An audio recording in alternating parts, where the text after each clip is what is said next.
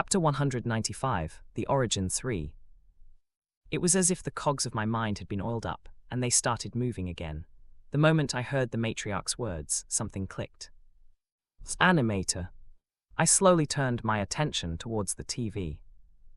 Mr. Jingles, he was a cartoon character. He was part of a greater animation, with a whole background and everything. My eyes couldn't help but fix on the child in the corner. He was drawing as usual, his gaze fixed on the drawing. Could he be Mr. Jingles, could he? My heart sped up at the thought. The more I stared at the child, the more unsettled I felt. From the slow movements of his hand to his seemingly detached gaze, the more I looked at him, the more it felt like I was onto something. It's him, it has. I think the reason why he doesn't speak so much is because he's still struggling to cope with his father's death.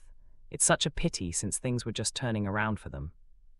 Hearing the matriarch's words, I blinked slowly and turned to look at her. Turning around. Ah yes, they weren't doing so well before his animation came out. They were struggling financially, and Chris used to come here on certain occasions when his father had to move to other islands in order to attend some work meetings. I see. I could see why the child was always by himself. To have lost his father so early and so suddenly, a lot of children would turn out like this. I wasn't that much different in that regard. But it wasn't like I could recall much about my parents. I just knew that they were nice. Seth. Hearing the matriarch's words, I smiled at her and walked towards the child. If he's likely Mr. Jingles, or the source of everything, then I need to get closer to him. It said that this was a game of hide and seek. I struggled to understand what the quest was trying to say at the start, but I now understood. Containment vessel. By tag, it meant that I had to use my skill once I found his true body. I couldn't do it with the glasses on, since that would subject me to a direct attack from Mr. Jingles. However, the same couldn't be said if I did it while it was hiding in a child's body. These were all hypotheses, but I was almost certain that this was the correct method. Now all I needed to do was... Stopping right before the child, my eyes fell on the drawing before it. It was the same as usual. The drawing of a clown, from the long shoes to the nose, everything was the same, or at least that was how it seemed at first. But then, I noticed it. Instead of the swirling black void, I saw an eye on the drawing. My breath paused, and the world around me seemed to freeze. Flick. The TV in the distance flicked on. Silence. Tap, tap, tap. The forceful taps of the rain on the windows echoed loudly. A flash tore through the room. And, tatata tilde. The familiar chime rang in the air. Shit. I moved immediately, dashing towards the TV. I had to turn it off before it was too late. But just as I moved, a character popped up on the screen. With his bright red hair, red nose, and pale face, it was Mr. Jingles. I froze. No, it was more like... I couldn't move at all. Hello everyone tilde. He waved at everyone. So did the people standing behind him. How have you all been doing? Mr. Jingles' squeaky and joyful voice echoed throughout the entire room as cold sweat trickled down the side of my face, while everyone stared at the TV blankly. No. Despite my best attempts at moving, I couldn't move at all. Fuck that rat, how long is he going to take to shut down the electronics? In hindsight, this was my fault. I should have unplugged the TV from the start. However, the main reason why I didn't do so was because I was afraid of alarming the Mr. Jingles, who was hiding among the children. I was afraid that the moment I tried that, Mr. Jingles would act. But, damn it, I should have tried it regardless. Bang! A thunderous boom echoed through the air, shaking the walls and rattling the floor beneath us. That was all it took for me to snap out of the state. However, it was already too late. Do you all want to play a game? Mr. Jingles' smile slowly stretched until it reached his temples. Mr. Jingles says tilde. The silence settled once more, and in that moment, I slowly felt Mr. Jingles' head turn in my direction. Our eyes met. My breath left. And catch him. My stomach churned in that moment. I really needed to puke. And as if that wasn't enough. Flick. The TV turned off alongside all the lights. The surroundings grew dark. In the silence and darkness, the only sound was the relentless tapping of rain against the window. But then, a bright light flashed into the room. It wasn't for long. Just a split second. However, that was long enough to see it. Every head turned toward me. Children and staff alike. They were all smiling. Why the hell is it raining even harder? Beats me. Kyle muttered, eyes fixed on the downpour around them. The rain fell harder than before, almost like a curtain, yet as they walked, it never touched them. It stopped just at the edges, as if something invisible shielded them. Apparently, this region just tends to rain a lot. Looking at how the people aren't even surprised, I figure they are mostly used to it. I guess. Zoe replied while stopping before another house. It was not much different than the house from before, but unlike the other one, this one seemed a little bit more rundown, with the stone steps containing a lot of overgrown weeds. The building also appeared to be a two-story one, and Kyle and Zoe didn't waste a single second to infiltrate the place. Kriak.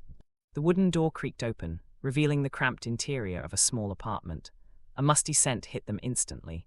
Papers, clothes, and unwashed dishes were strewn about in what could only be described as a complete mess. Walking into the apartment, the two looked around. Eventually, Kyle stopped by a certain frame. He picked it up and looked at it, unable to hold back a small laugh as he looked. Look at this, doesn't this remind you of Seth? Flipping the frame over, Zoe caught a glimpse of a man with glaring black circles, black hair, and a lifeless expression. While his appearance was completely different from Seth's, his general vibe was the same, prompting Zoe to smile too. Almost uncanny. The two shared a laugh before going back to looking around the place. There were a lot of things to look at, but most of them were on the floor. What in the world happened here? It almost feels like a storm has passed. Bending over to pick up another frame, Kyle's face froze. His sudden reaction didn't escape Zoe's gaze as she looked at him curiously.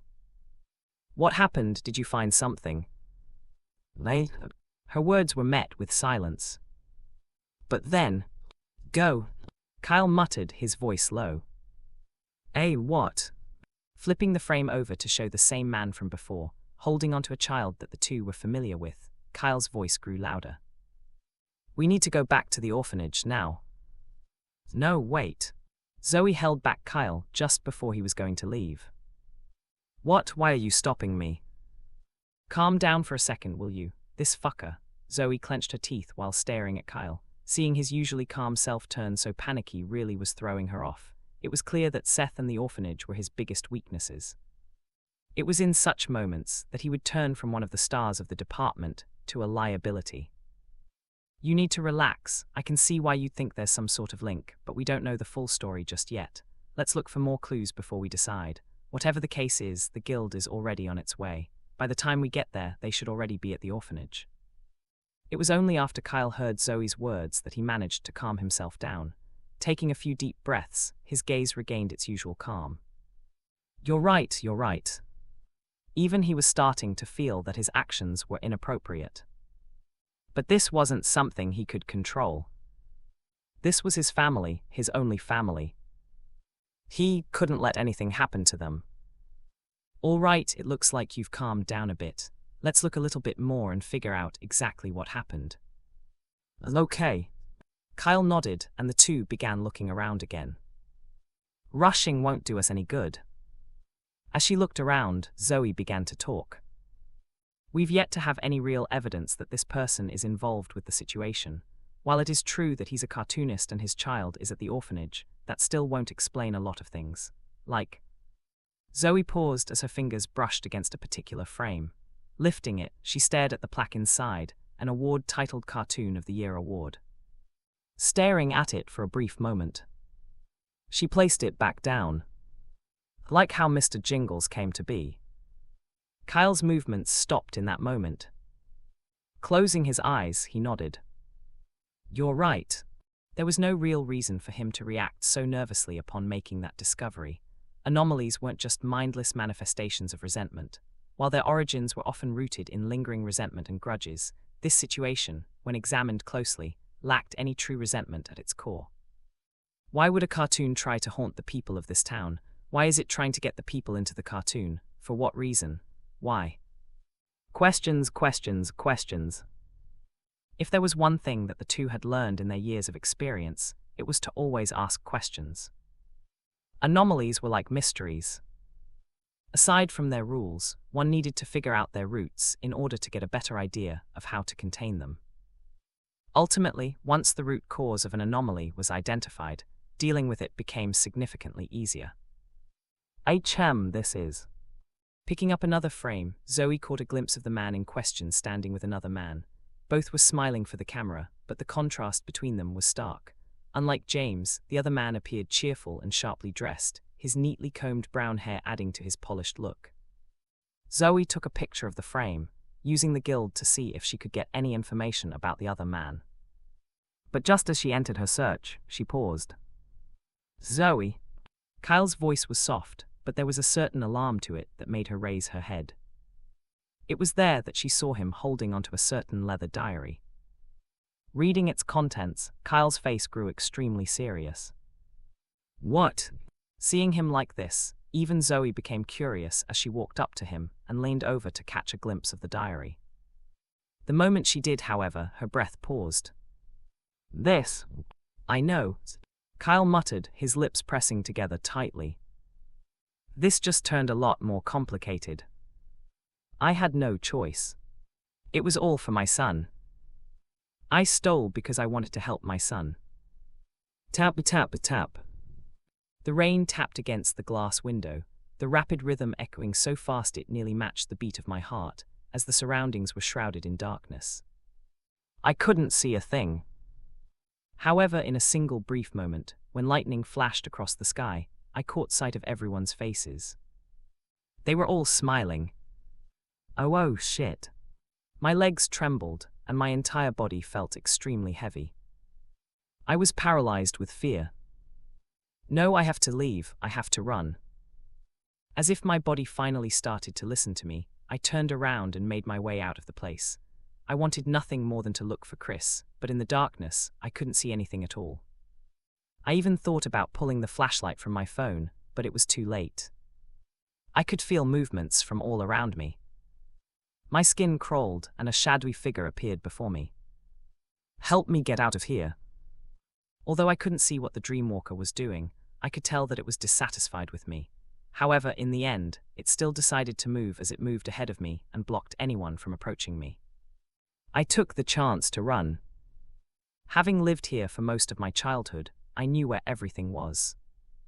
Light or not, it didn't matter to me as I quickly moved towards the second-floor stairs. It was just as I reached the stairs that I bumped into a figure. Yuka, it's you made it in time. Yes, I did. It was the rat. This was the plan from the start. Once the lights were turned off, we would meet at the stairs of the second floor. Let's go quickly. Grabbing the rat by the collar, I dragged him up the stairs. What are you? There's no time, they're coming. Coming's who? Everyone. I let go of the rat's collar and rushed up the stairs even faster. Shortly after, I heard his footsteps behind me, muffled but steady. Together, we hurried to the far end of the second floor, paused before a door and stepped inside.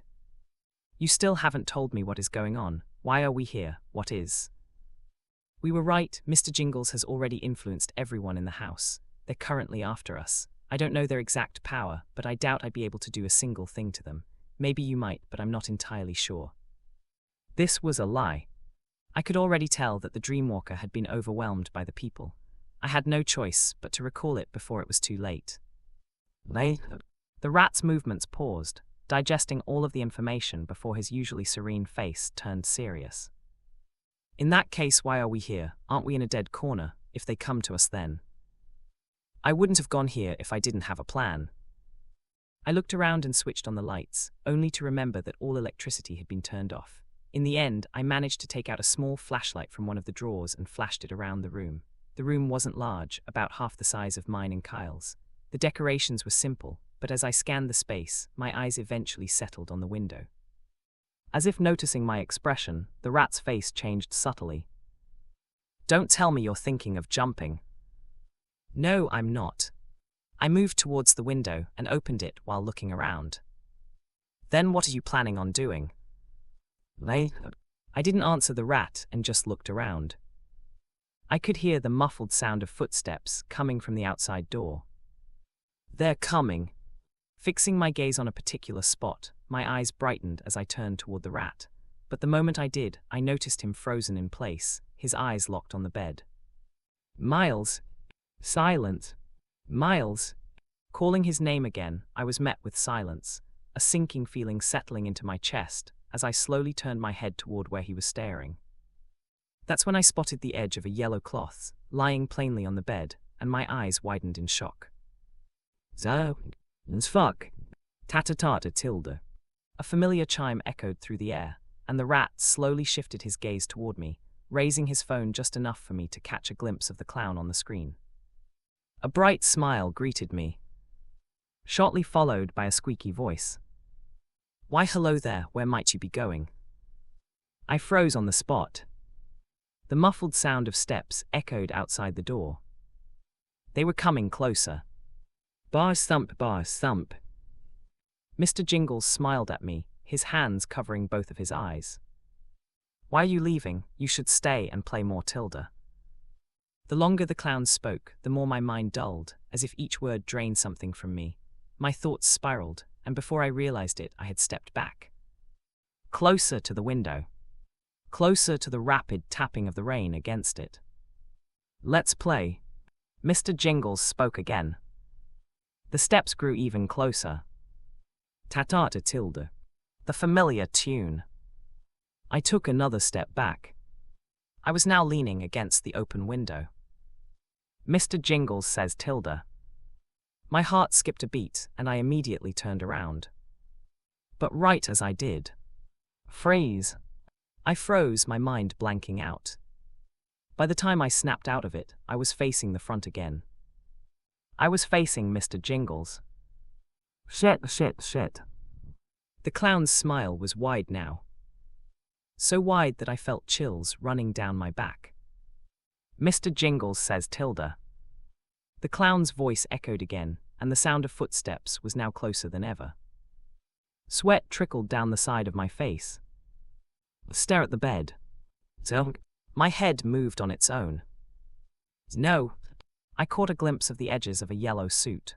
Immediately I tried to resist, but I couldn't. My body refused to listen to me. The clothes expanded further and further in my vision.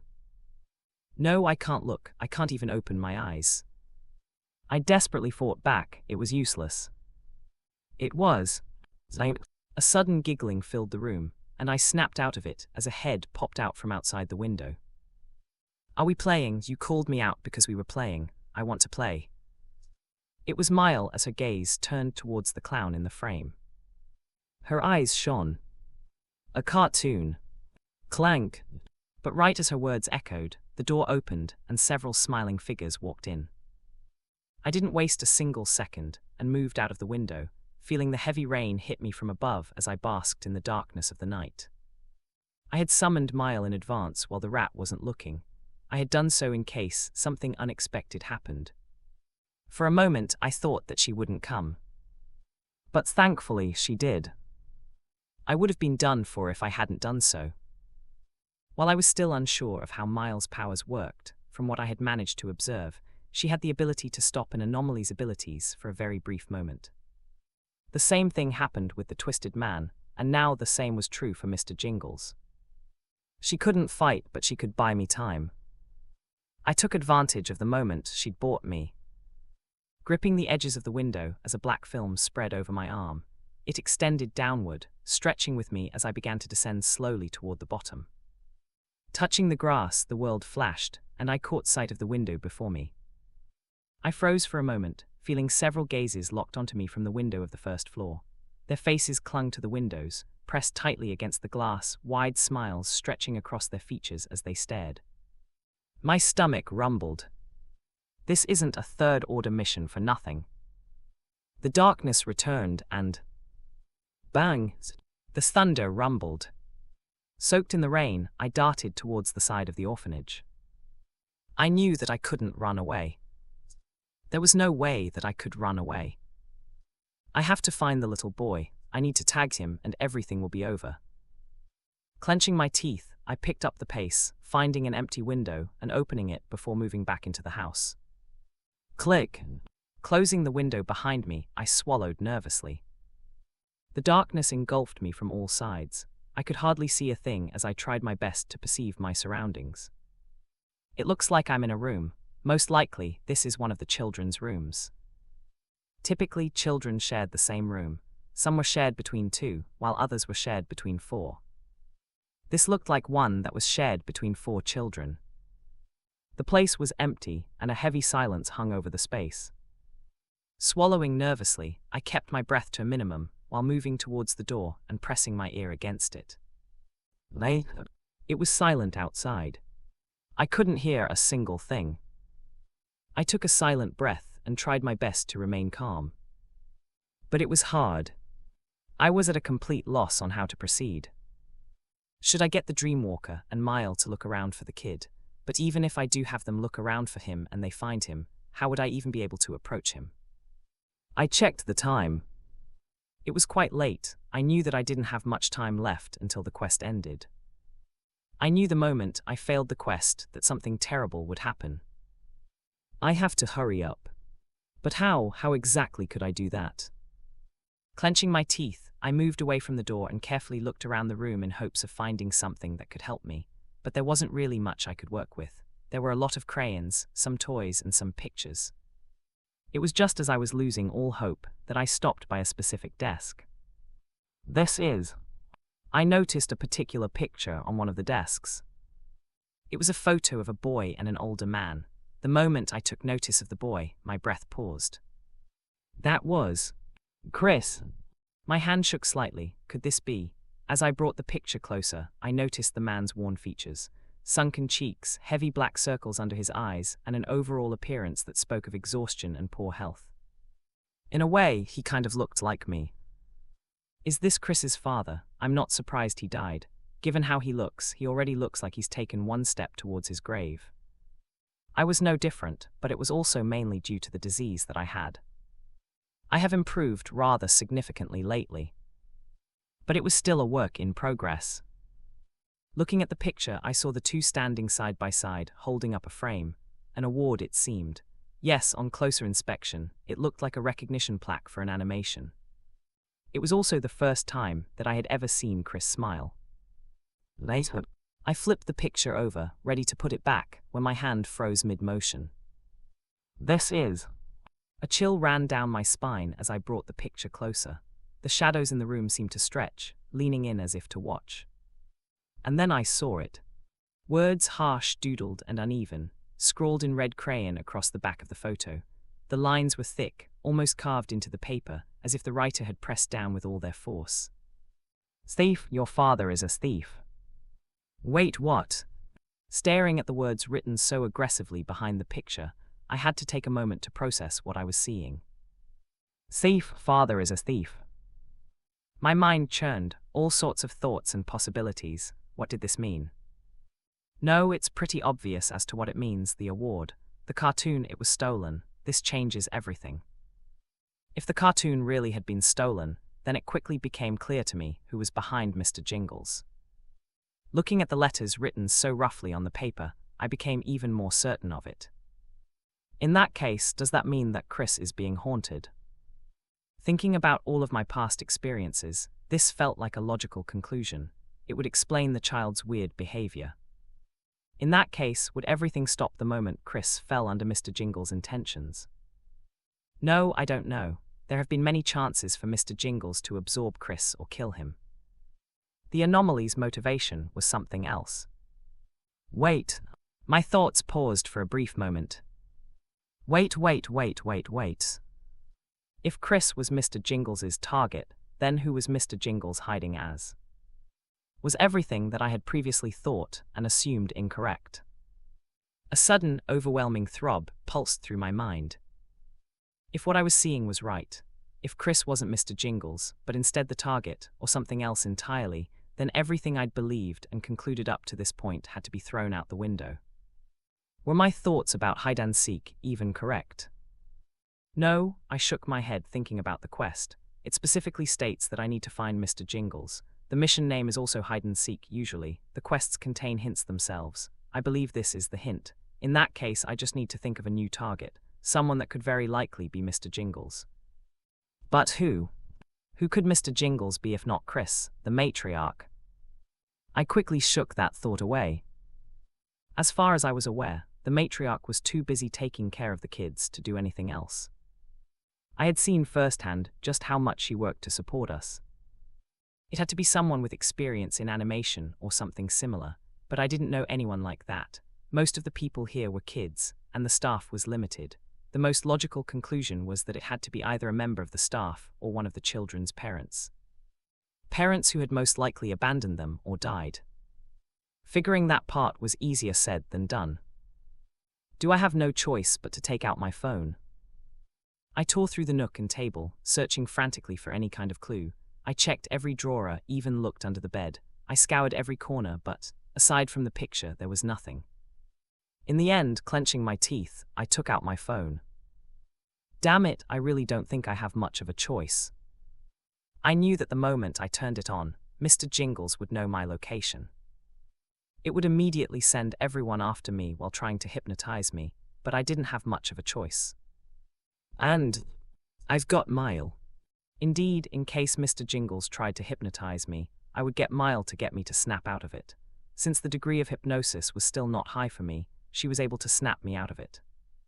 There was also the Dreamwalker that I had summoned to check the area outside the window, just in case someone tried to sneak up from behind.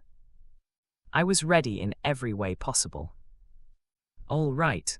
I took a deep breath while looking to my left, where a certain figure appeared, sitting on the bed with her legs dangling. Mile cocked her head. Food. Later. Seeing her like that, I drew in a steady breath before pressing the power button. A dim flash of light burst from the phone, casting a sudden dim light across the surroundings and making the shadows all over stretch.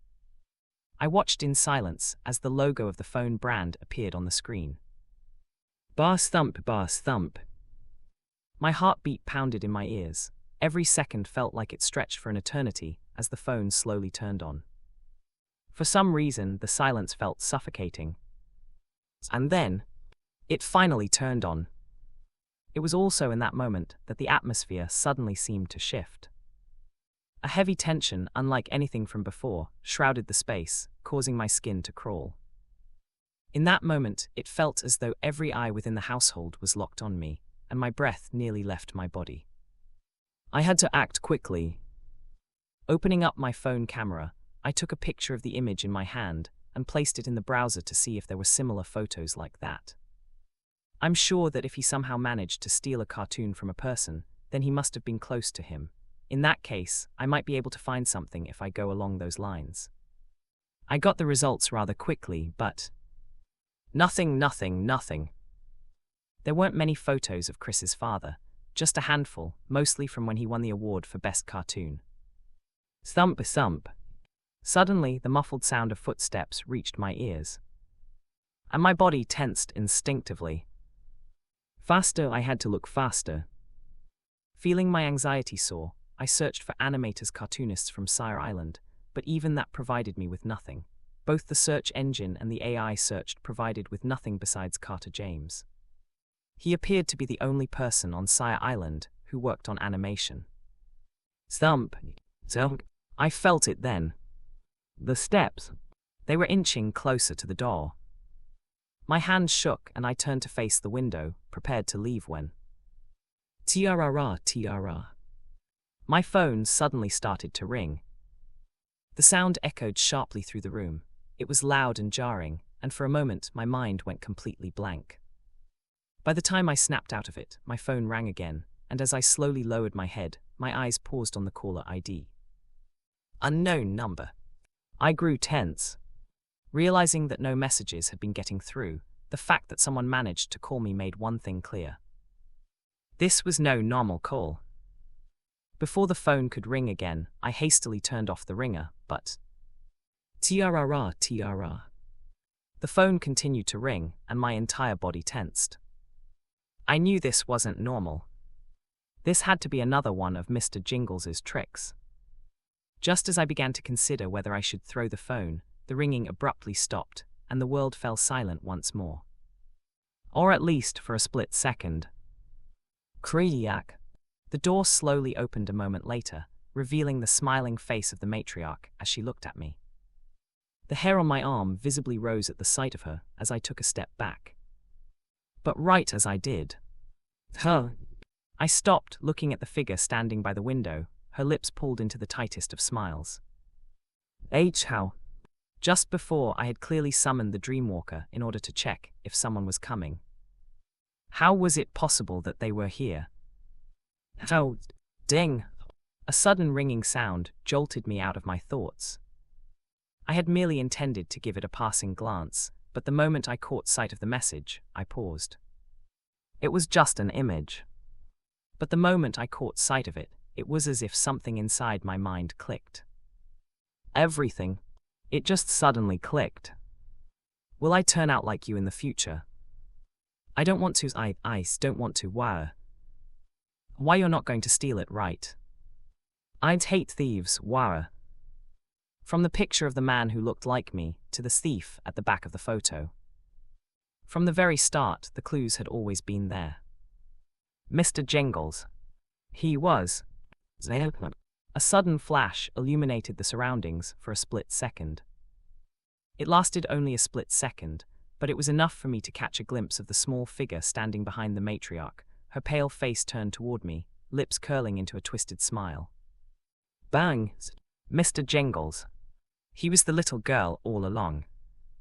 Why is he not answering? Did you send a message to him at least? Kyle spoke in a hurried tone as he turned to Zoe. The way he spoke annoyed her to no end, but she could only keep her calm and nod her head.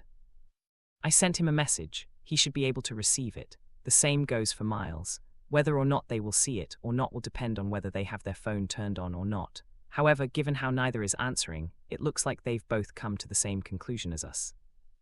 Shit. Kyle cursed, his leg tapping against the floor as he struggled to contain his worry. And Zoe understood it.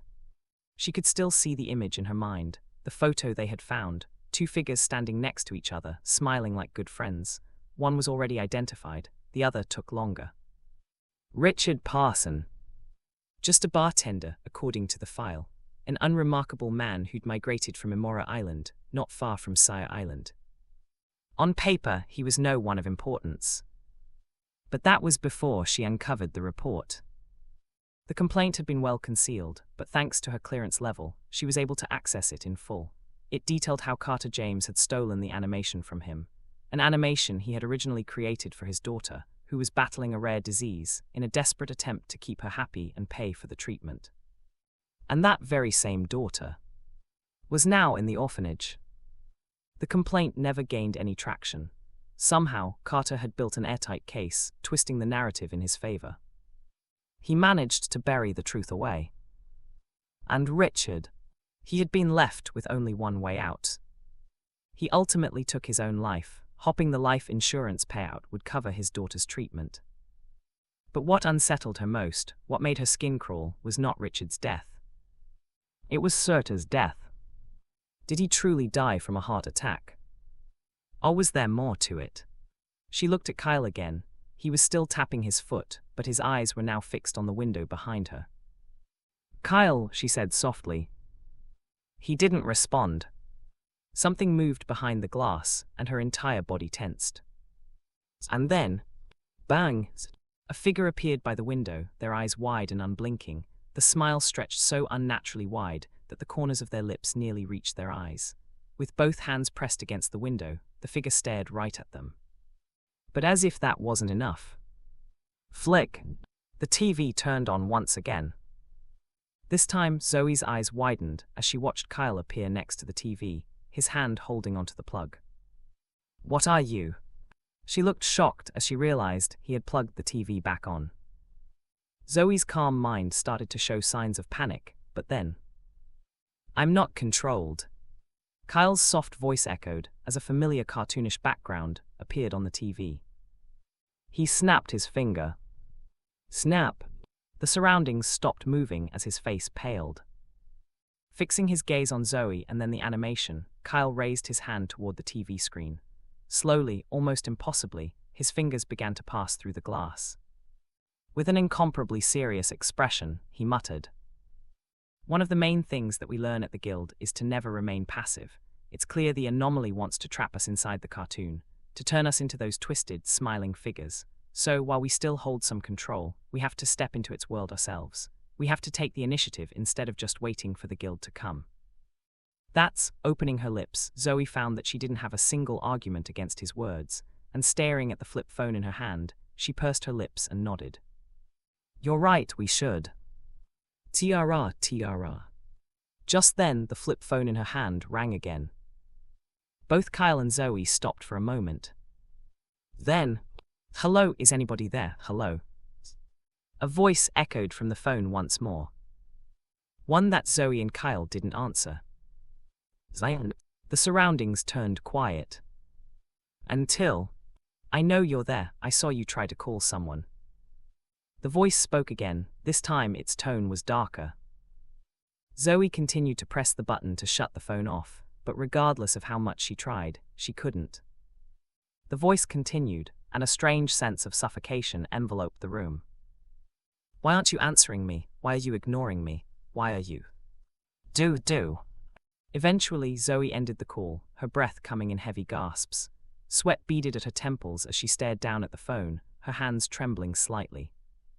"Never again, I'm never using this phone again." Putting the phone away, she turned towards Kyle and then the frozen animation. Without thinking any further, she walked towards it and entered it. Kyle followed right behind. Swoosh! Time snapped back the moment they vanished. Rain hammered loudly against the window, and a hand scraped slowly across the glass, leaving streaks in its wake. The clues had been there the entire time. It was just that they were so subtle, and my focus had been elsewhere for me to notice. Staring at the two figures before me, my breath caught in my throat. Worse still, when I slowly turned my head, my eyes met those of the figure behind me. Their smiles stretched unnaturally wide, reaching all the way to the edges of their eyes as they fixed me with a chilling stare. I was trapped from every direction. What do I do? How do I get out of this situation? The fact that the Dreamwalker hadn't even been able to sense the figure behind me was the most worrisome part. How was it possible? I could still feel my connection with it, so I knew that it was still alive. It makes absolutely no sense, or maybe. Turning around, I glanced once more at the figure by the window and took a cautious step closer. That's when I saw it, the leg, twisted at an unnatural angle, broken, as the figure clung tightly to the window frame. That was when it finally dawned on me. It must have jumped up from above. It was no wonder the Dreamwalker didn't sense it, and given how heavily it was raining, coupled with the thunder, it also made sense as to why I didn't hear it. Bars thump, bars thump. Feeling the drum of my own beat reverberate in my head, I desperately looked around. But then, thump! A matriarch before me took a step forward, causing my body to tense. My breath grew more frantic, and my emotions stirred. Calm, I need to remain calm, I need to remain calm. I knew that I couldn't panic. I was so scared that I wanted to puke, but I also understood that it would only make the situation worse for me. In that case, my eyes eventually fell on the little girl standing behind the matriarch. Our eyes shuddered, but I also understood. Tag. I needed to somehow tag her. The source of everything. That's easier said than done. Staring at the little girl standing behind the matriarch, I felt a tight knot form in my chest. Getting to her was nearly impossible. Whatever the hypnosis had done, it had changed these people, subtly but unmistakably. Their bodies moved with a strange stiffness, like puppets strung up too tight. Their eyes no longer blinked at the right times.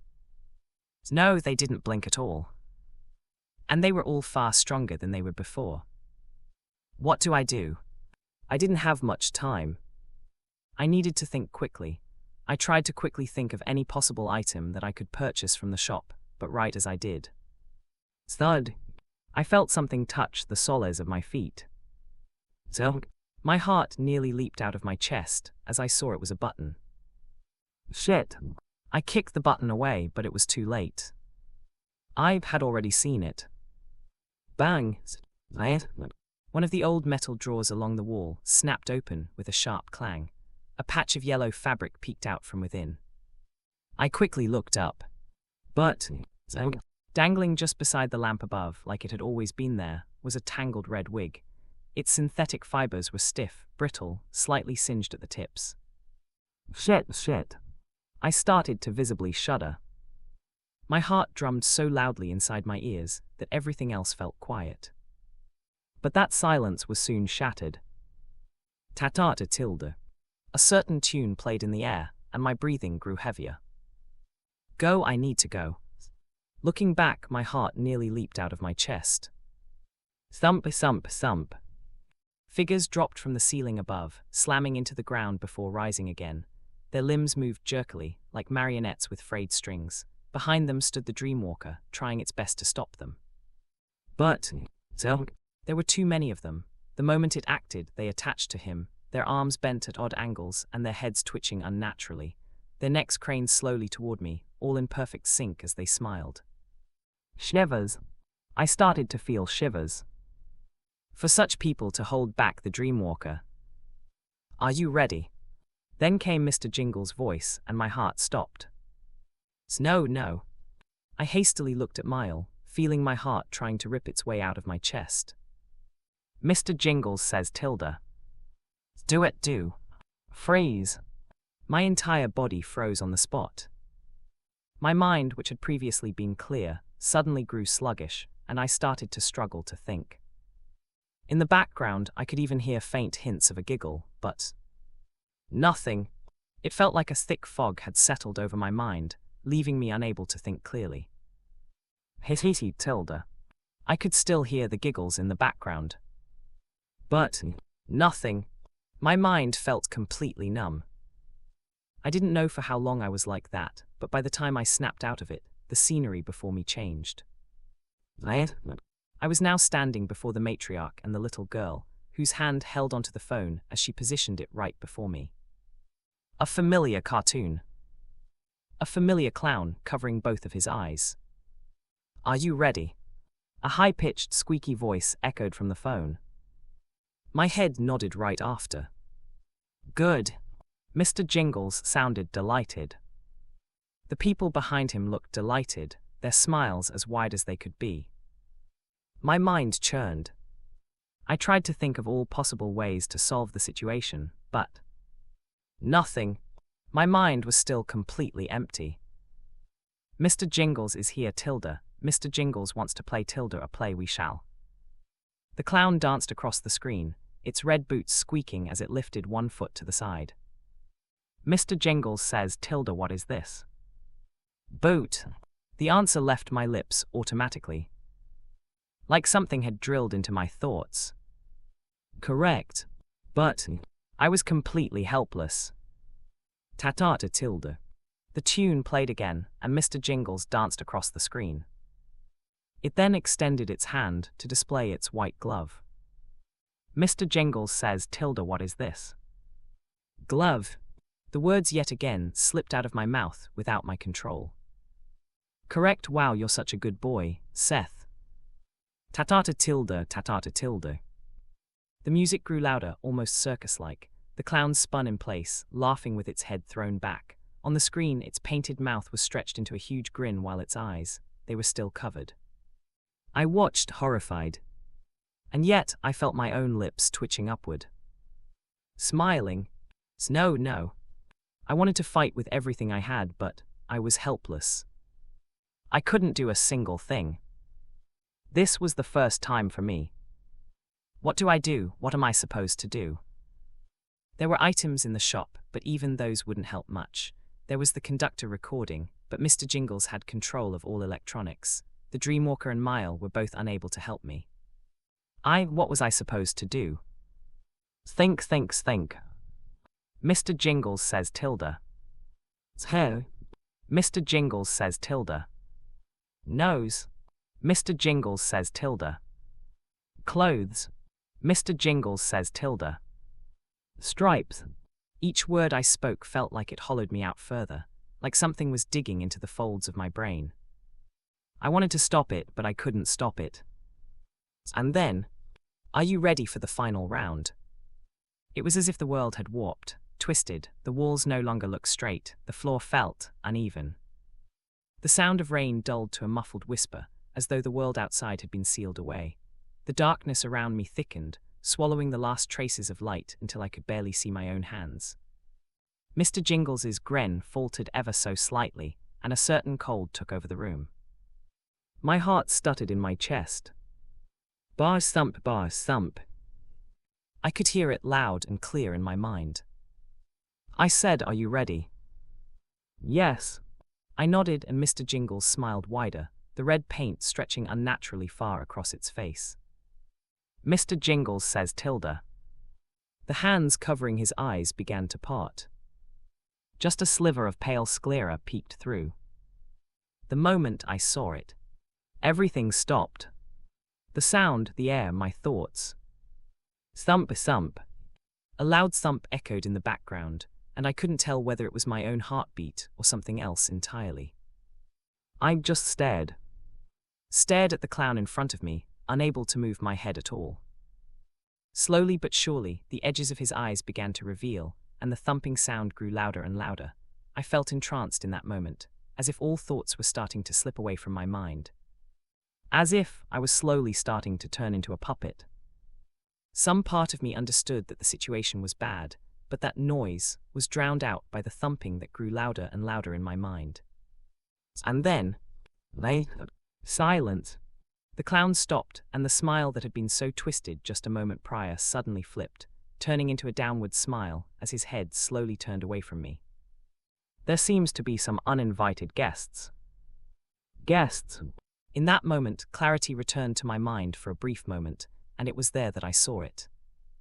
All heads within the animation turned towards a certain direction that I couldn't see. What exactly? My eyes widened the next moment as I saw a familiar figure suddenly pop up on the screen. Kyle. The main reason behind Kyle's decision to enter the cartoon was simple. I need to buy enough time before reinforcements come. While Kyle wasn't fully aware of the anomaly's strength, he was still quite confident he'd be able to buy enough time for the guild to arrive before it was too late. Zoe followed right behind him. I can't believe I'm actually following you inside. A strange, creeping suffocation settled over them as they stepped into the cartoon world. The sky above was a vivid orange, almost too bright, bleeding a sickly hue across the scene. The world looked simple at first glance. A long, empty road lined with identical houses, each with a neatly trimmed garden and a small garage. But something felt off. It was far too quiet. The usual cheerful figures that waved from porches were gone. The air was still. Dead still.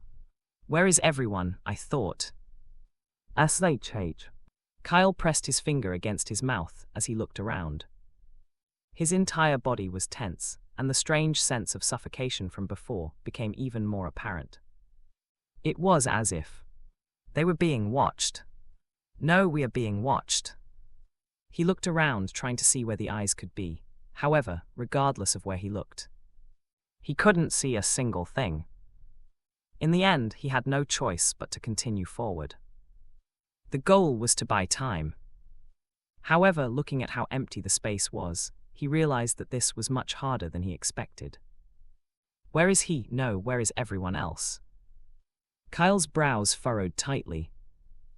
But then, let me check. Zoe stepped forward, her foot tapping against the ground. Immediately, a bright light pulsed outward from the sole of her foot, expanding outward rapidly. As a light elementalist, Zoe wasn't particularly strong in direct combat.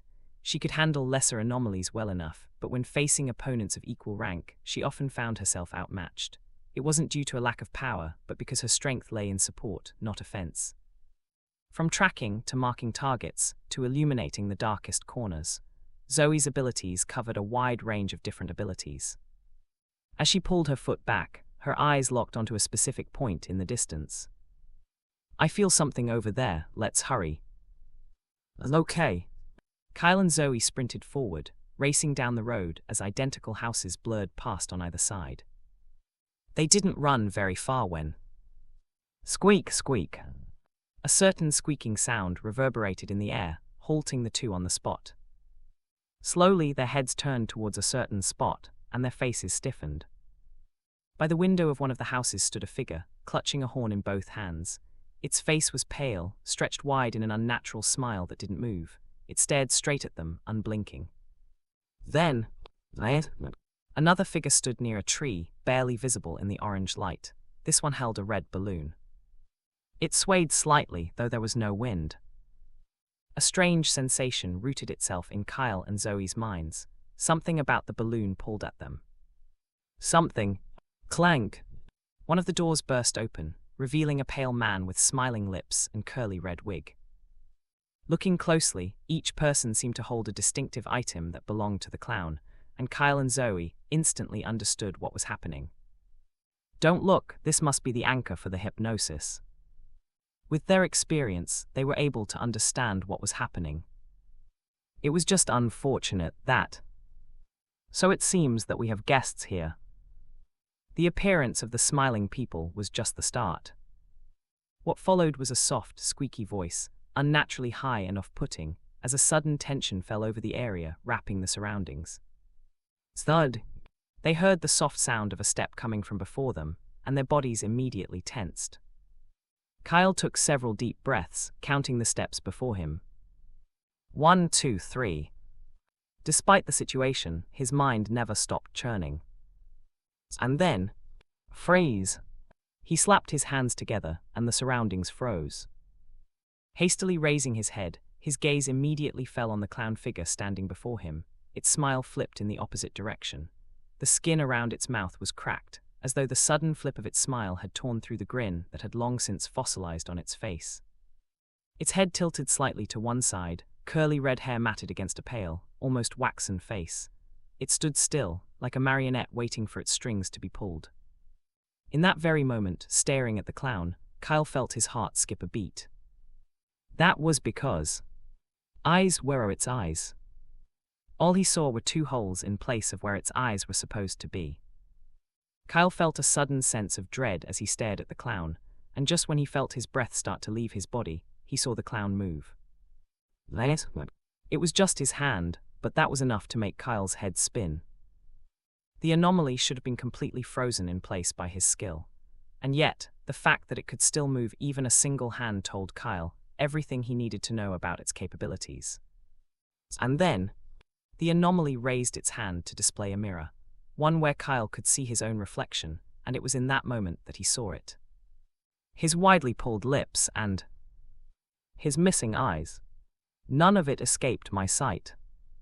Staring at the phone in front of me, I saw everything that was happening. How in the world did they get inside?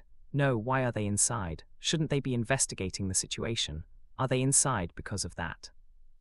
All sorts of thoughts and questions crossed my mind in that moment. However, such thoughts faded when I saw Kyle's eyes disappear, and as if that wasn't bad enough, his lips soon pulled into a creepy smile. I understood then that the situation was about to turn for the worse. But then, snap! Zoe reacted, and Kyle managed to snap out of it somewhat. His smile grew a little thinner, but it was still present. As for his eyes, they were still missing. Watching as Kyle raised his hand to touch his face in search of his eyes, I knew that I couldn't remain still. Slowly, my head turned towards the little girl before me, and I tried to move my body. However, that proved to be a hopeless endeavor, as I realized that I was frozen in place. Unlike before, I could now move my hand and body a little. However, I knew that any little movement would alarm the little girl. I had to be careful. Tag her, I need to somehow tag her. I could tell that time was slowly running out. The end of the quest was near, and I knew that if I didn't do anything soon, we'd all be in trouble. Think. How could I get out of this situation? How could I tag her? I clenched my teeth tightly, trying to think of all sorts of methods. And then, wait, something suddenly hit me. Distracted. The little girl, she was currently distracted, most likely because it was trying to deal with Kyle and Zoe. In that case, staring at the little girl before me, I calmed down and focused my attention on myself. While I couldn't move at all, I could still use my skills. I thought about recalling the Dreamwalker or Mile, but I knew that it would just attract the attention of Mr. Jingles again. Then, maybe this might work. A black tendril slithered from my arm, curling low to the ground and snaking its way toward her. I held my breaths. Every sound in the room vanished, except the tapping of rain against the glass, now deafening in the silence. She didn't notice. But my chest was tightening, my breathing grew shallower. The tendril inched forward. Halfway there. Just a little more.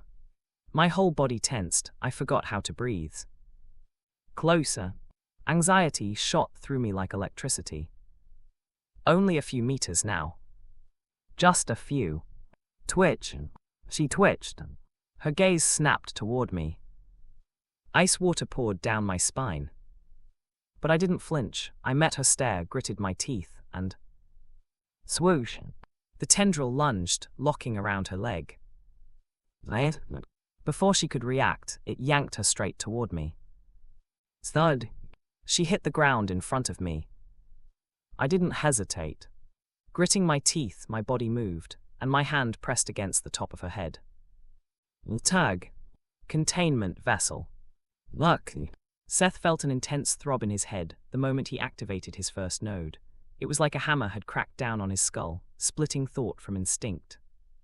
For a moment, everything blurred, his mind buzzing, his vision swimming. He didn't understand what was happening. This had never happened to him before. However, it was already too late for him to regret his decision. Holding onto the girl's head, he clenched his teeth tightly as the node in his head worked overtime. Instead of decreasing, the pain only increased. Why is this happening? His hand started to spasm. Looking down, he could see the little girl's body starting to spasm. She was resisting. The smile that pressed against her face twitched, and in that moment the room flashed. The people standing outside the window all turned their heads in his direction, and so did the matriarch.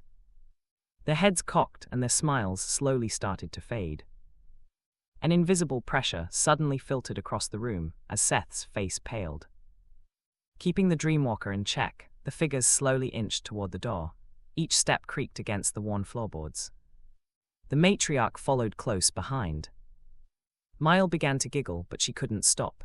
No matter how much she laughed, they kept moving. They are not playing with me. Seth heard all of this, but he couldn't move at all. He was stuck in place, the pain in his mind only growing stronger as he kept his gaze focused on the little girl.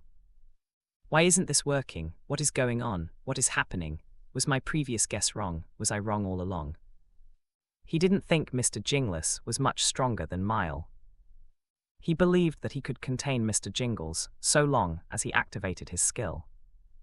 But, KH, did I overestimate myself? Feeling his mind throb even further and the little girl in his grasp trying to pull away from his hand, Seth started to feel a slow sense of despair. Credark. The steps grew nearer and nearer. He could feel them now just a few steps behind. Cold sweat clung to his back, soaking through his shirt as he held his breath and waited. And just when he was about to be overcome with despair, he clenched his teeth and focused all of his attention on his node. At this point, it was either the pain or his life. H-Hour. A scream ripped out of his throat as he pressed his other hand onto the little girl's head. In that moment when both hands clung to the girl's head, he poured everything that he had. Throb. His already throbbing mind throbbed even further, and just faintly, he heard a faint, cracking sound coming from somewhere within his mind. Seth didn't need to think to know what was happening.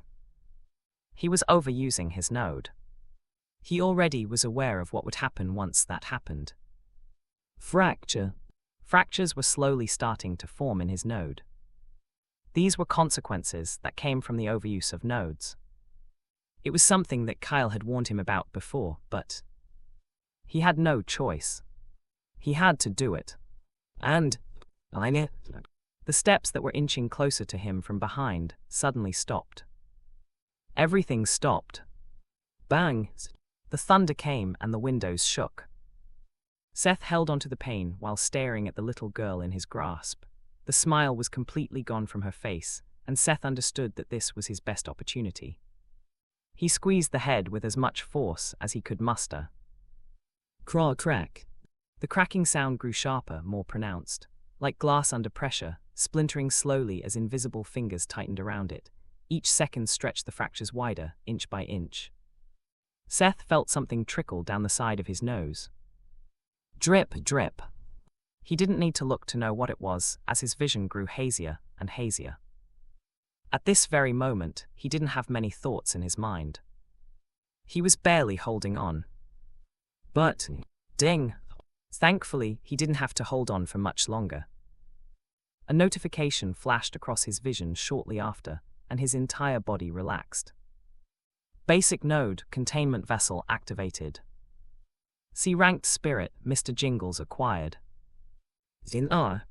With the arrival of the notification, Seth's hands finally let go of the little girl's head as he stumbled back a couple of steps before falling onto the ground. Thump! His chest rose and fell repeatedly as he blankly stared at the ceiling. Darkness took over his vision shortly after. Thud, thud. Moments later, the others began to collapse one by one, their bodies hitting the ground in eerie silence. The dreamwalker faded into nothing, and with it, Mile vanished too. Silent. Save for the drizzling of the rain, the surroundings turned deathly quiet. Not a single sound echoed across the room. That was until... Creak! The single sound of a step echoed, and a figure slowly came into the room. In the darkness, his features were obscured, but the figure eventually stopped before Seth, his gaze wandering around the room and seeing the aftermath of the situation. It was you, wasn't it?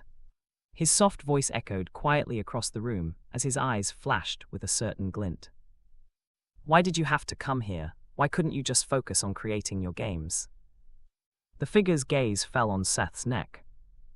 His fingers twitched and his body leaned forward, hands slowly rising to press against Seth's neck. I don't even know how you did it. You're supposed to be a regular person. Was it even you who did it? No, it doesn't matter. You can't be kept any longer. Maybe I should. Thump, thump. Suddenly, a heavy thud echoed from behind. The figure jerked back, pulling his hands from Seth's neck and snapping his head toward the door. There, not long after, two figures appeared. Is everyone okay? What happened? It was Kyle and Zoe as they looked around hastily. Soon, their gazes fell on the floor where they spotted everyone, and Kyle's face paled. Shit. He was so focused on the bodies sprawled across the floor that he failed to notice the figure standing just a few steps ahead. It was only when he spoke that Kyle and Zoe finally took notice of him. Don't worry, they're all okay. None of them is dead. Kyle and Zoe looked shocked at first, but upon seeing the figure, they both calmed down. Oh, it's you. Are you sure they're fine? Yes. The figure nodded, reaching down towards Seth and pressing his hand against his neck. They all have a pulse. Thud. It was in that moment that Kyle finally collapsed onto the floor, his chest rising and falling in uneven bursts as he struggled to catch his breath. He was still unsure of what had happened, but all he knew was that in one moment he was fighting Mr. Jingles, and in the next moment he was thrown into the orphanage. The first thing he did was check if everyone was okay, and only after feeling the matriarch's pulse did Kyle feel a lot better. Taking several deep breaths to calm himself down, he slowly raised his head as he looked around him, and then the figure. About this, Kyle swallowed. Were you the one who did this, who defeated it, are you? Oh. The figure made a soft sound as a flash of light flickered into the room, briefly illuminating his face. Looking around, the figure slowly nodded. Yes. Miles muttered, a slow smile creeping up his features. I did this. It was dark, In the darkness, I couldn't feel a single thing. But I was still conscious of the darkness around me. In a weird sense, it felt comforting. It felt natural. It was as if I was part of the darkness, and the darkness was part of me. But that darkness didn't last for long. Beep, beep. A gentle beeping called to me from beyond the black, like a metronome tapping at the edge of sleep. I didn't want to leave the darkness, but this wasn't a choice I could make. Something twitched. Was it my eyelids? As I opened my eyes, a bright light flooded my vision, leaving me momentarily dazed. The first thing I saw was a white ceiling. Alongside the ceiling was the same rhythmic beeping sound. It was annoying. Beep, beep. But as I turned my head, I finally realized what it was. It was an electrocardiogram. I'm at a hospital. HM. Slowly sitting up, I couldn't suppress a groan as I clutched my head. It hurt. My head, it hurt like crazy. The pain was barely tolerable, forcing me to take several deep breaths just to steady myself. Even so, it did little to dull the pain. Damn it. Thankfully, I was familiar with this pain. It hurt, but I could handle it. I didn't know how long passed like that, but by the time the pain was able to subside enough for me to think properly, I was exhausted as I slumped back onto the bed. What in the world happened? I was still confused about the entire situation as I tried to recall the moments leading up to the current situation. It was then that I recalled something, and I hastily opened the system window. Game developer Seth Thorne. Status: second order play button C Mori. Black small square basic node, containment vessel. Play button Dreamwalker. Play button Mile. Play button Mr. Jingles. Black small square basic node, trait transfer. Items: black small square blank mask. Black small square purity enhancer. Black small square spectral glasses. Black small square quickstitch outfit. Black small square echo compass. Shop open. Quests unlocked available 3. Black small square locate the main branch of the cult. Reward 210,000 SP. Time limit 6 months. Black small square prove the conductor wrong. Reward conductor. Time limit 3 months. Developed games. Gentle Whispers rating 0.5. A Regular Day in the Office rating 1. A Twisted Game rating 2. Balance 100, 229 SP. Staring at the window in front of me, I didn't feel happy at all. Not even when I saw my current balance. Instead, I was pissed. Stupid, stupid, stupid. Now that my head was clear and I could think straight again, I realized just how stupid I had been throughout the entire ordeal. There were so many things that I could have done better, but more than anything, I had grown arrogant. With everything that had happened, I had come to the stupid thought that even if I accepted the quests, I'd just somehow get lucky with them and solve them. I had almost lost my life multiple times in a second-order mission, and yet, for some reason, I came to the conclusion that I was somehow capable of clearing a third-order one. Stupid. No, the mission was solvable. I knew that it was solvable. However, the way that I had approached it was wrong. I had been so fixated with the spectral glasses that I had completely neglected an important item that could have helped me solve this entire ordeal faster. Echo Compass. It was an item that I had bought not too long ago for around $70,000 during the Twisted Man mission. I had the compass with me the entire time, and yet, for some reason, I was fixed with the glasses the entire time. No, not just the glasses, the shop items too. Why was this? There were only 2 things in my mind that could explain this: stupidity and lack of experience. It was a mix of both sides, but it was more stupidity than anything else. I came to a full understanding just now. I can't believe I forgot something like that. Just the thought of me forgetting something so important made me want to beat myself up. The fact that I was still alive was all due to luck. No, it was more like. It was all thanks to Kyle and Zoe. Had it not been for them in the last moments, I would have without a doubt have turned into one of those puppets. This wasn't something that I was happy about. It just went to show that I was still not ready for third-order missions. I was still at the second order, and as such, it only made sense that I wouldn't be able to solve them. The fact that I even accepted the mission was simply because of how complacent I had become. Blankly staring at my ceiling, I closed my eyes. Outside of just being mad, I knew that this wasn't going to be the last time I'd enter a quest or scenario like this.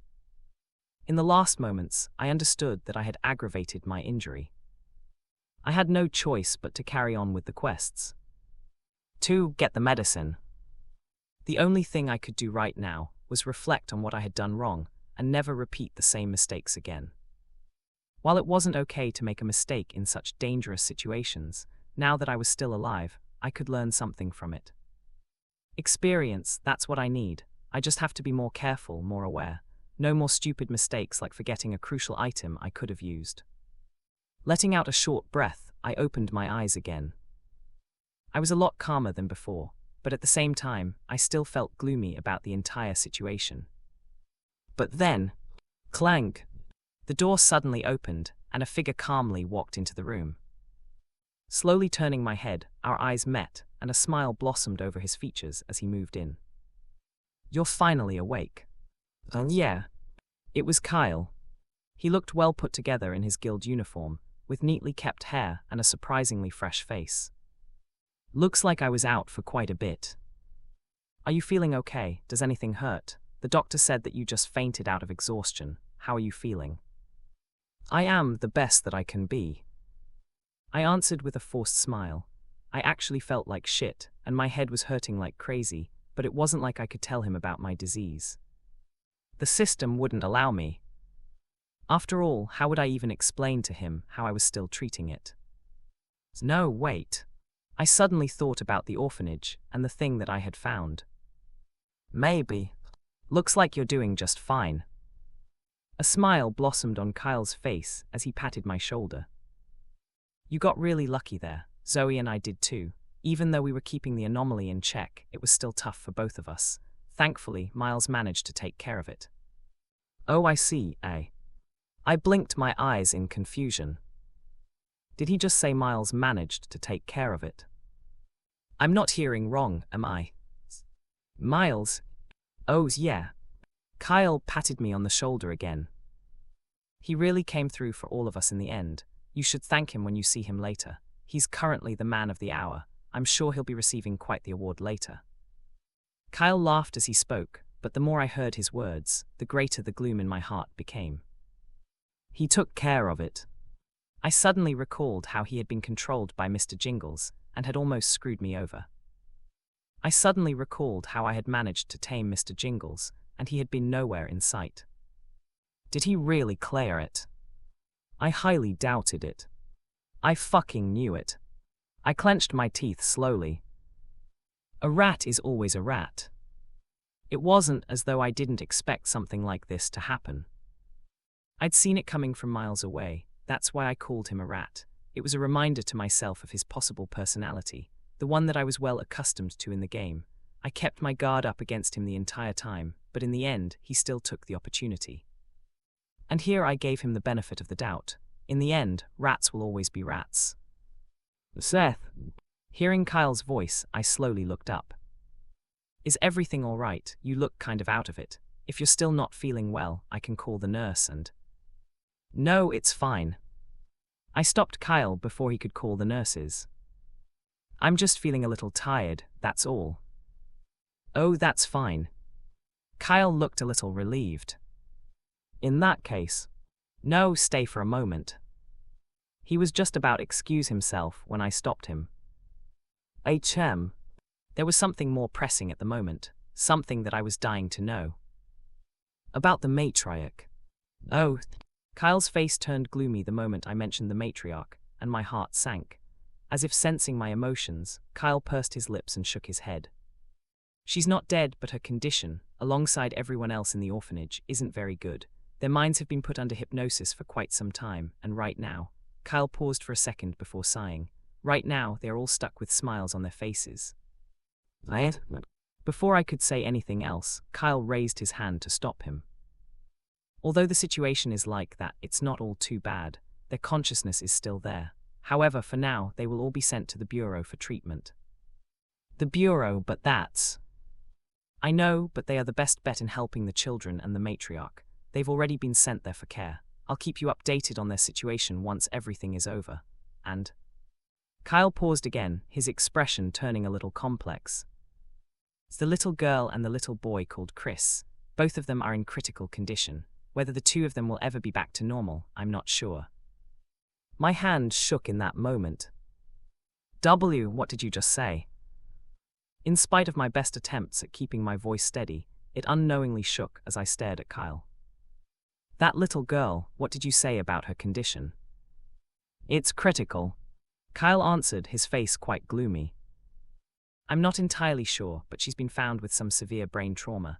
It's almost as if someone shocked her mind with an extremely powerful voltage. We all believe that to be due to the anomaly, but yeah, her situation is not good. The Bureau will try its best to help her recover.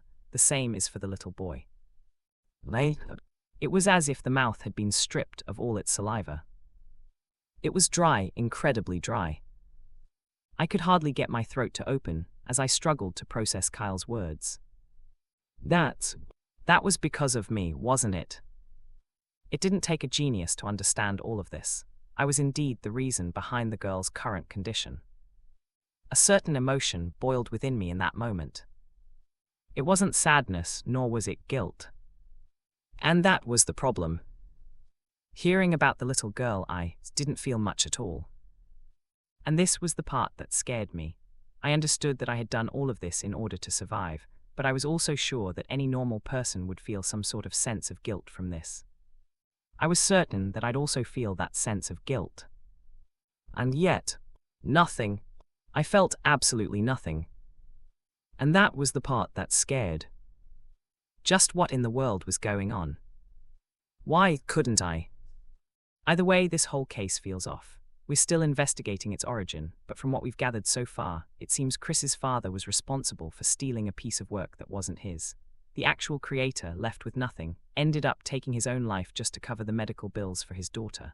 I think that's where the resentment started, and how the anomaly may have formed, but we're still not entirely sure. Listening to Kyle's words, I slowly nodded my head. Most of this information I more or less knew. Not the full picture, but I could have made a guess. What I was most curious about was understanding how the anomaly formed. Was it just through the resentment of the situation, or was there more to it? Could the cult have an involvement in it? Then what about the pills in the basement, and the photos where I couldn't even see myself? There were so many questions, and yet I had little to no answers. Once again my head throbbed, but I didn't let it show as I looked at Kyle. I didn't want him to get the nurses to come and check my head. The fact that they hadn't detected the fractures made me curious. Was it because the hospital was not equipped to handle matters like this, or was it something else, something like the system's interference? I wasn't sure, but a sinking feeling told me it was the latter. I sat in silence, listening as Kyle spoke. He talked about a lot of things, most of which went in one ear and out the other. I couldn't really focus. But in the end, it was an unexpected knocking sound that stopped him from speaking. To talk. Oh, an unexpected guest appeared by the door. Opening slowly, a pair of dimples met my vision as the rat timidly walked into the room. Hi, is this not a good time? Just looking at him made me want to puke. Seth is doing fine. I guess this isn't a bad time. Laughing, Kyle walked up to the rat and patted him on the shoulder. I guess I should leave. Either way, you did a splendid job out there. It looks like it won't be long until you get promoted. I don't know about that, but I'll definitely try my best. Good. Kyle looked more than happy with that response. I felt sick watching the two, however I held back my tongue. What was I even going to say? That he was a lying snake, that I was the one who had actually defeated the anomaly. There was no way I could do that. In the end, the only thing I could do was stay where I was, waiting in silence as Kyle chatted with the rat, before eventually bidding goodbye to the two of us. Clanged. The room turned quiet a moment after. Neither I nor the rat spoke. But that didn't last for long, as the rat eventually moved close to me and sat on the bed, his dimples even more pronounced than before. "How are you doing? Are you feeling better?" The look on his face was one of genuine concern. Had I known better, I probably would have fallen for it. "But you know what you did." "HM." The rat's brows rose up, hiding under the fridge of his bowl cut. He looked genuinely confused. "What have I done? What do you mean by that? Oh, are you talking about how you took the credit for something you didn't do?" "Later." For a moment the rat paused. But that pause didn't last for very long, as his lips soon pulled into a smirk, finally revealing his true nature in all his glory. "Took credit?" Cocking his head, he stared at me directly.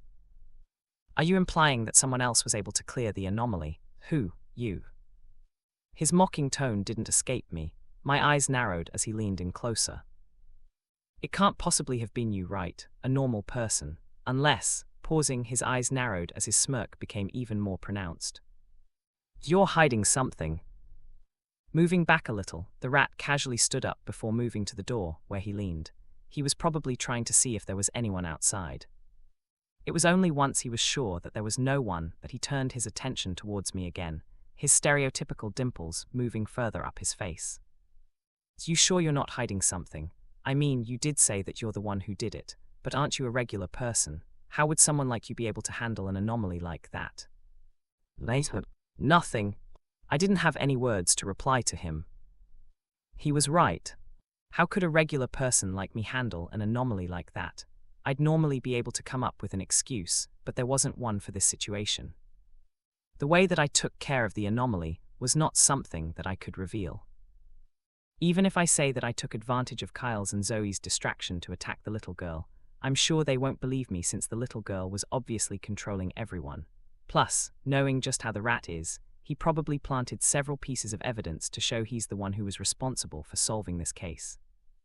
In this situation, I really had nothing to say. "If you really did do it, then you can go ahead and tell all of this to the section chief. I won't stop you." "Later." "He likes you quite a lot. I'm sure he'll believe whatever you say." "Later." "Of course, he'll become suspicious of you. Maybe he might figure out the thing that you're hiding." The smirk on the rat's lips pulled even tighter as he looked at me. Looking at his face, he looked certain that I was hiding something. I wanted to rebuke him, but I didn't know what to say. I was indeed hiding something. But I still have to say something.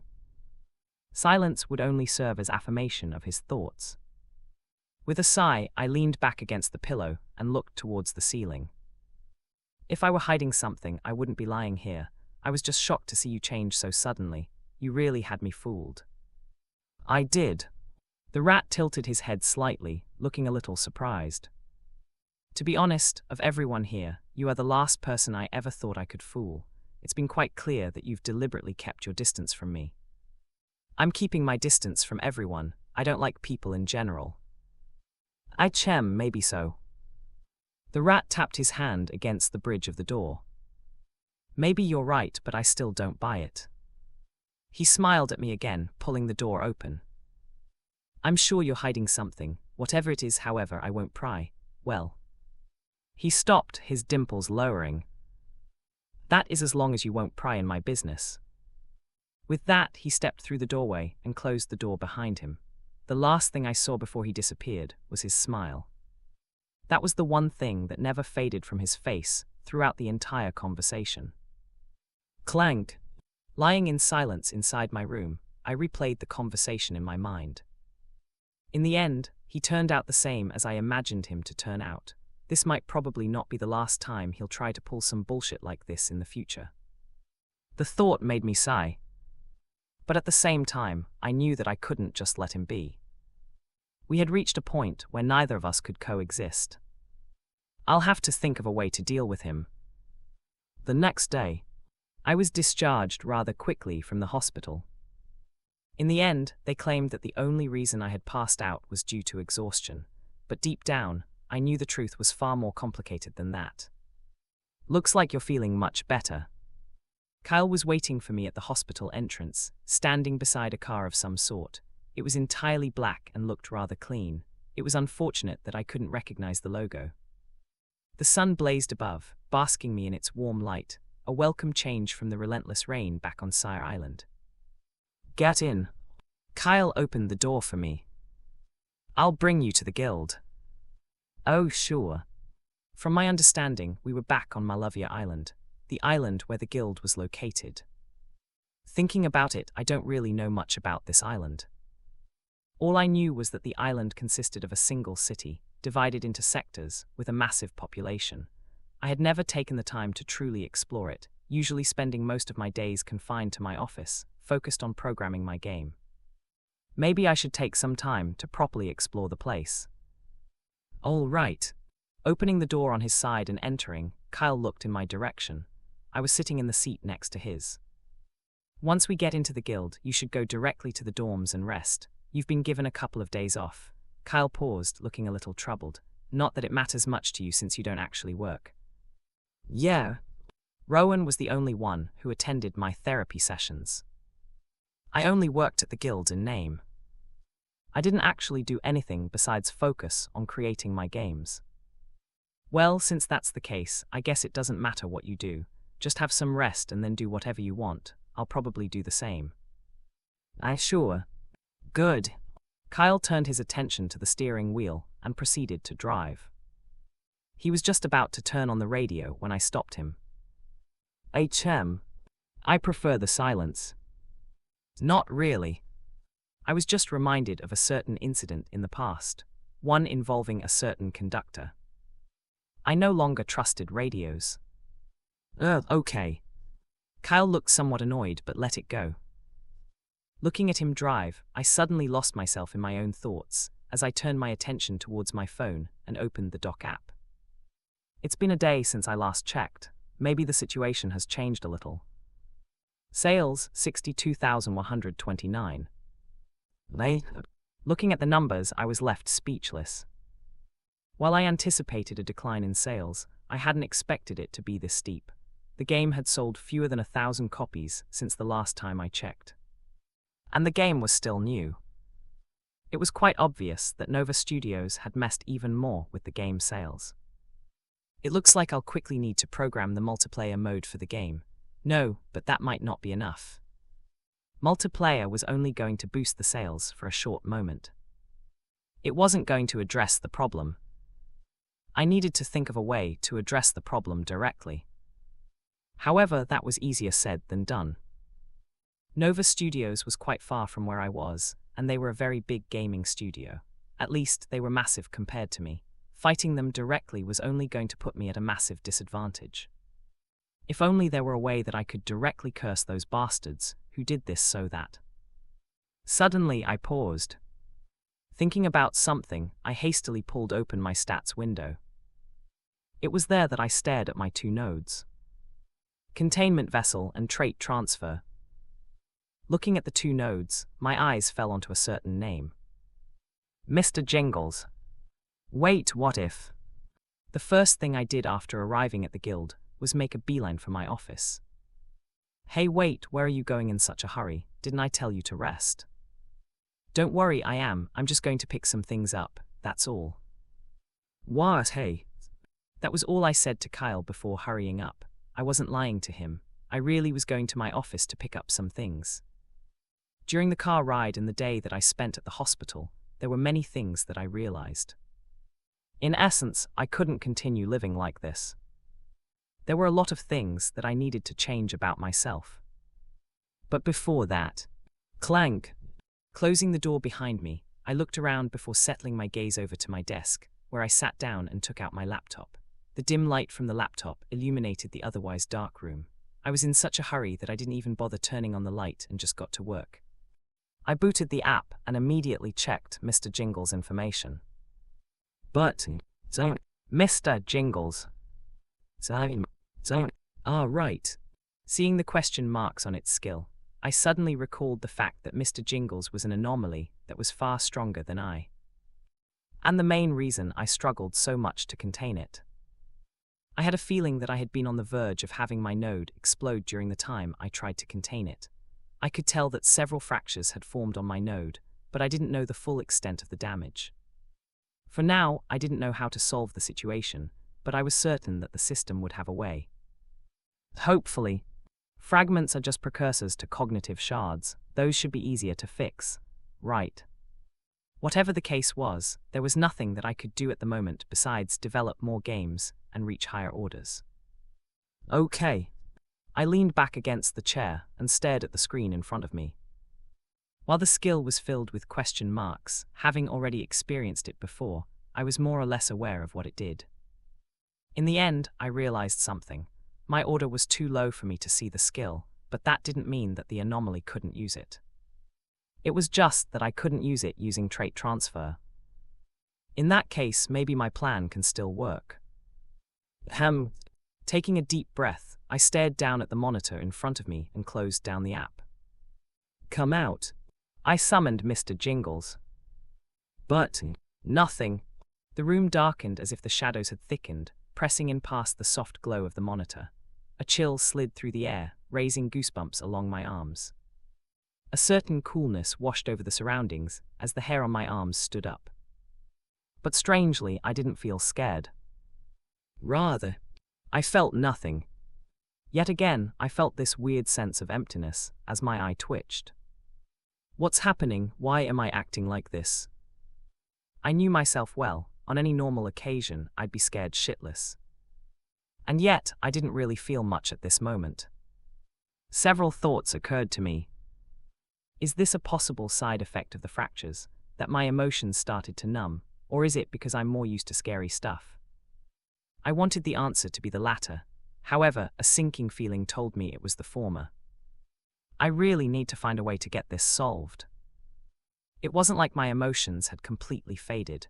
No, it was more like, on certain occasions, they became incredibly numb. Fear, anger, sadness, in those short moments, everything seemed to numb. The worst part of it was that I couldn't control when such episodes occurred. But it didn't matter. Tatata tilde. A familiar tune played softly. My monitor flickered, the display warping. And something stood in front of me. Not on the screen.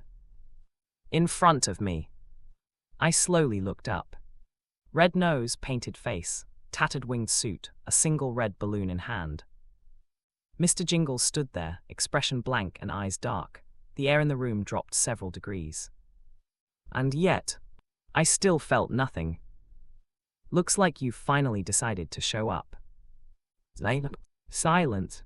The room was incredibly silent, as Mr. Jingles just stared at me with its deep black eyes. You're not going to sag anything. You were talking quite a lot before.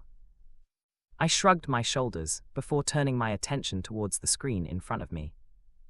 The same background and the same everything as before. The only difference was that there was no one present in the small town in the monitor. The thought made me grow curious. Is there a possibility that I can put people inside here? That would be rather interesting. It was merely a thought, however.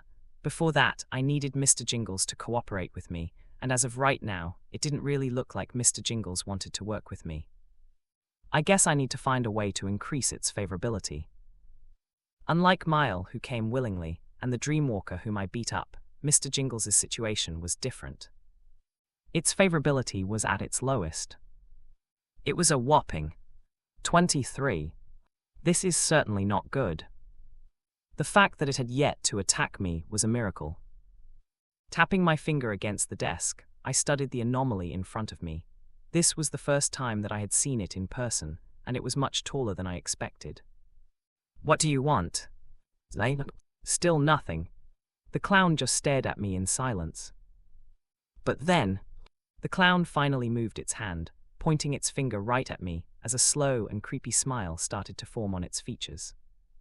Finally, I felt something, a shiver, a sliver of fear creeping up my spine. The numbness was fading. No can do, if I die, you die as well, we're connected now. I made some bullshit up on the spot, but it wasn't too far from the truth. At the very least, this seemed like the most logical conclusion. Whether that was the case or not, I wasn't sure. nor did I plan on finding out since I had no intention of dying. But something skipped in my chest as I looked up at the clown, and I closed my eyes to think carefully about what it might want. Thump. I thought about everything I knew about the case and the potential intentions behind the cartoon. Bass thump. As my heartbeat increased, my thoughts started to become more scattered. Focus, focus, don't let the fear take over your mind. I clenched my teeth and strained my mind further. The pieces didn't fit. What did the clown want? Revenge, justice, chaos. I forced myself to breathe, to focus. Clearing the father's name. No, if that were it, the clown wouldn't be haunting everyone else. What tied this all together? My chest pounded. Then, it clicked. The little girl. The moment the words left my mouth, Mr. Jingles's smile began to fade. And mine took its place. That was it. She was the key, the one thing the clown cared about. The clown's goal was rather simple. It didn't want revenge, it didn't want to conquer the island. Its goal was simple. It wanted to create a world where everybody smiled and was happy. Mr. Jingles was merely an abstract resentment, formed from a father's desperate plight to keep his daughter happy. In that sense, it wanted to create a world perfect for the little girl to live in, one where she would always be smiling. You want the little girl to be happy, right? That's your goal, isn't it? The smile on the clown's face flipped completely in that moment. I could feel its empty gaze bearing down on me as my heart skipped a beat. In spite of the slowly rising fear, I managed to maintain my expression. She's currently being recovered at the Bayaru. From what I've heard, she's quite sick as a result of the actions that you took. You can say that you were trying to make her life better, but as a result, you made her life harder. Swoosh! A cold breeze suddenly filtered through the room, making my skin crawl. The worst part of it all was the fact that there were no windows in my office. Bang! One of the drawers opened and papers flew out. A suffocating pressure suddenly erupted in the room as Mr. Jingles's head slowly tilted at me. I continued to speak. As far as I'm aware, her condition is still stable, but it doesn't change the fact that you're the one responsible for her current situation. She might get discharged one of these days, but you won't be there to help her since you're now stuck with them. Bangs bang! Even more drawers opened, causing even more papers to fly out into the room. I felt my skin crawl at the sight. However, I knew that I couldn't falter. Not right now. What if I told you that I can help you see her again? Silence. It was right after the words left my mouth that everything stopped. In that moment, the clown's hollow gaze fell on me as I swallowed nervously. I can't do it right now. I'm too weak to do that. However, if you work with me and help me, I can get you in touch with the little girl. Perhaps by then, you might even be stronger than now. The cartoon that you've created for her might also be even better. The words just flowed out of my mouth. I was making promises that I wasn't even sure that I could keep. I only knew that the little girl was at the bureau due to Kyle. However, I had no idea how to get to the bureau. That was a lie that I had made up in order to appease the clown. It looks like I'll need to find some time to ask Kyle to get there. Nonetheless, I knew that if I became strong enough, I'd be able to get there. This part wasn't a lie. I just hope that nothing happens to the little girl by the time I get strong enough to go there. I think you're aware that I have a special power. I can help you grow while fueling my own growth. In that sense, you might be able to make your cartoon even better. You might be able to create one where the little girl is truly happy. This part wasn't a lie. I really could do this. The Dreamwalker was the best example.